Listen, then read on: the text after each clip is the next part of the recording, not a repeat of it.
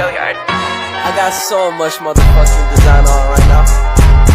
Break it down, bring it back, make it clap. I got 3 old thoughts, new block, where that day. Bitches on my line, and you know they come straight. Hold up, what it not, 45, scope it cash like whoa. How you fucking with these hoes up? Assalamualaikum warahmatullahi wabarakatuh. Perkenalkan, nama saya Amanda Fitria Bahar dari kelas pendidikan biologi C 2022 dengan NIM 122. Saya di sini akan mempresentasikan hasil UTS pendidikan kewarganegaraan saya. Number 1. Soal yang pertama yaitu setiap orang mencintai bangsa dan negaranya. Menurut cara masing-masing sebagai mahasiswa, peran apa yang sudah Anda lakukan untuk bangsa dan negara Anda sebagai wujud semangat nasionalisme? Peran yang sudah saya lakukan yaitu yang pertama, saya sudah meningkatkan literasi karena dilihat dari ranking literasi di beberapa negara, Indonesia menempati peringkat 60 dari 61 negara. Dengan saya meningkatkan literasi, maka bisa mendukung membaca saya, menambah wawasan saya, dan yang paling penting yaitu bisa meningkatkan peringkat ranking literasi Indonesia dari beberapa di negara Eropa ini. Dengan literasi juga kita mengetahui sejarah bangsa Indonesia yang bisa mewujudkan semangat nasionalisme saya. Yang kedua yaitu mendukung produk lokal. Dengan kita mencintai produk lokal dan mendukungnya dengan cara lokal sebagai bentuk dukungan untuk usaha kecil menengah atau UKM, dengan ini kita bisa memajukan produk dari Indonesia dan mendongkrak perekonomian Indonesia, lalu membantu mendongkrak nilai-nilai mata rupiah. Begitu juga mendukung produk lokal ini bisa mewujudkan rasa nasionalisme pada diri saya. Yang ketiga yaitu menjadi pengguna internet dan media sosial yang baik. Dengan kemajuan teknologi yang sangat pesat ini, peran yang harus dilakukan yaitu kita harus bijak memanfaatkan media sosial, mulai dari membuat konten, menyebarkan, hingga menanggapi konten yang diterima. Dengan media sosial ini, saya bisa memanfaatkan untuk berkarya atau bertukar pikiran maupun informasi positif. Media bisa mengenal produk lokal dan budaya-budaya yang ada di Indonesia ini yang bisa membuat Indonesia ini semakin dikenal dan maju. Begitu juga bisa menambah semangat nasionalisme pada saya. Yang keempat yaitu melestarikan budaya di Indonesia. Sebagai generasi penerus bangsa Indonesia ini, kita harus melestarikan budaya Indonesia, karena siapa lagi yang harus melestarikan dan menjaga budaya kita selain generasi muda. Dengan melestarikan budaya Indonesia agar tidak pudar, kita juga mengembangkan budaya ini agar dikenal oleh para generasi muda lainnya dan negara lain. Dengan itu bisa memajukan bangsa Indonesia. Karena kita tahu budaya yang diperjuangkan oleh nenek moyang kita pada zaman dahulu bisa mengembang berkat generasi muda sekarang. Begitu juga bisa meningkatkan semangat nasionalisme pada diri kita. Number 2. Nomor yang kedua yaitu syarat terbentuknya negara adalah mempunyai wilayah, rakyat, dan pemerintah yang berdaulat. Namun, meskipun syarat tersebut telah terpenuhi, suatu negara mempunyai syarat tambahan yaitu adanya pengakuan dari negara lain, baik dari de facto maupun de jure. Coba jelaskan. A. Apa yang dimaksud dengan berdaulat itu? B. Apa fungsi pengakuan negara lain bagi suatu negara? Jawaban saya yang A yaitu berdaulat sendiri memiliki arti yaitu mempunyai kekuasaan yang tertinggi atau suatu pemerintah negara atau daerah. Yang B, pentingnya pengakuan suatu negara dari negara lain. Diadanya pengakuan oleh negara lain terhadap negara baru bertujuan untuk mengawali dilaksananya hubungan secara formal antara negara yang mengakui dengan negara yang diakui. Dipandang dari sudut hukum internasional, pengakuan negara lain sangat penting bagi negara baru karena pengakuan negara lain dapat menimbulkan akibat-akibat hukum, yaitu 1. Negara baru dapat diterima secara penuh sebagai anggota dalam pergaulan antara bangsa. Yang kedua, yaitu negara baru dapat melakukan hubungan internasional atau dapat melaksanakan hubungan kerjasama dengan negara lain. Yang ketiga, negara baru dapat dikatakan sebagai international person atau pribadi internasional atau sebagai subjek hukum internasional. Menurut Moore, suatu negara tanpa pengakuan bukanlah berarti negara itu tidak dapat mempertahankan kelangsungan hidupnya, melainkan peran pengakuan negara lain mengakibatkan negara yang diakui dapat menggunakan atribut negara yang bersangkutan. Fungsi pengakuan sendiri yaitu 1. Untuk tidak mengasingkan suatu kumpulan manusia dari hubungan internasional. Yang kedua, yaitu untuk menjamin kelanjutan hubungan internasional dengan jalan menjaga adanya kekosongan hukum yang dapat merugikan bagi kepentingan individu maupun hubungan antar bangsa. Number 3.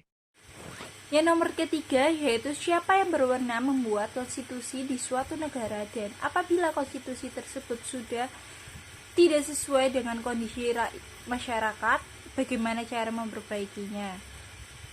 Jawaban saya yaitu pengertian konstitusi sendiri adalah dokumen hukum yang bersisi aturan-aturan dasar yang mengatur sistem pemerintah suatu negara, hak dan kewajiban warga negara, serta perlindungan hak asasi manusia.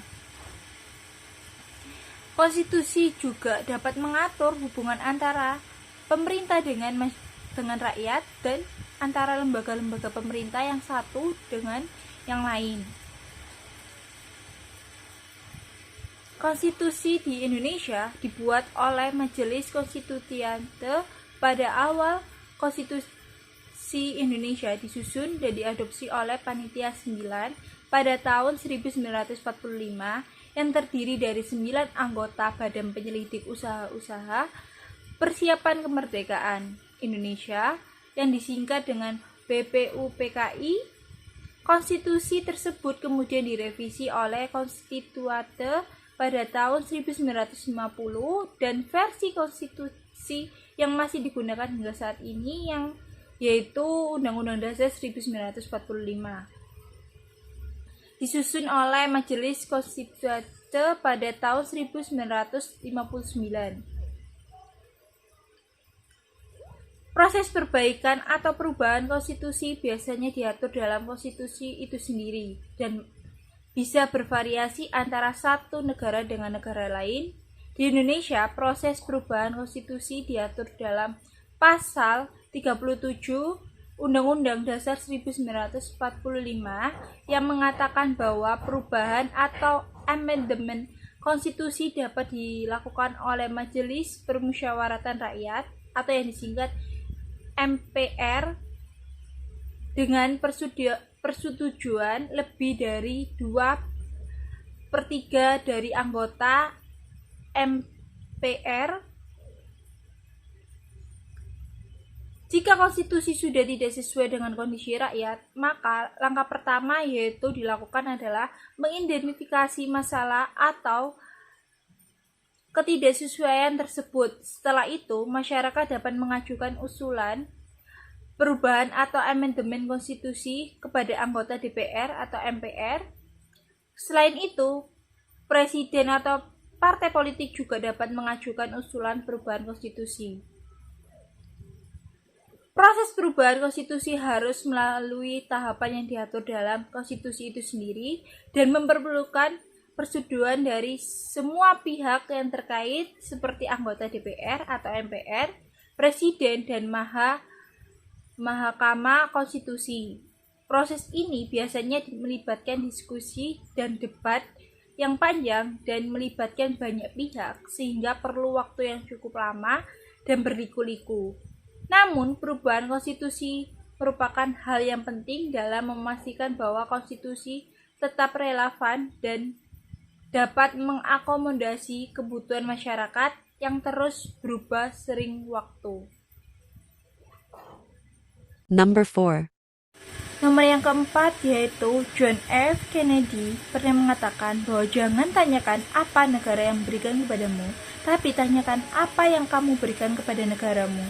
Kalimat ini sebenarnya bagus jika dikaitkan dengan semangat nasionalisme, namun apabila berhubungan dengan hak dan kewajiban, tentu akan aneh apabila warga negara hanya memberikan kewajiban tanpa menuntut haknya. Menurut Anda, bagaimana konsep yang benar dan memahami hak dan kewajiban dalam hubungan antara negara dan warga negara? Jawaban saya yaitu hak dan kewajiban merupakan sesuatu yang harus dijalankan secara seimbang. Hak dan kewajiban juga tidak dapat dipisahkan, akan tetapi terjadi pertentangan karena hak dan kewajiban tidak seimbang. Menyeimbangkan hak dan kewajiban yaitu mengetahui posisi kita sebagai warga negara. Anda harus tahu hak dan kewajiban Anda. Pejabat publik atau pemerintah harus mengetahui hak dan tanggung jawabnya sebagaimana ditentukan dalam peraturan perundang-undangan yang berlaku. Kehidupan masyarakat akan sejahtera bila hak dan kewajiban seimbang dan terpenuhi. Hak dan kewajiban tidak pernah seimbang di Indonesia, kecuali masyarakat mengubah itu karena PNS tidak pernah berubah sekalipun rakyat hanya menderita.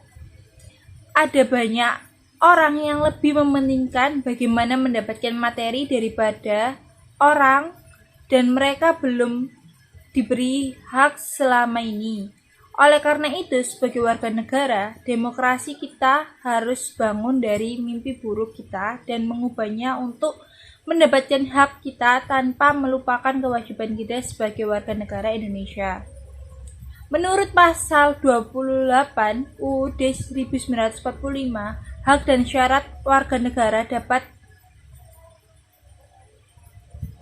dan penduduk untuk berkumpul dan persatuan dan mengeluarkan pendapat dengan lisan dan tulisan ditetapkan dengan undang-undang. Artikel ini menunjukkan bahwa Indonesia adalah negara demokrasi. Kami berterima kasih kepada para pejabat dan pemerintah karena telah mempersiapkan kami untuk hidup setara.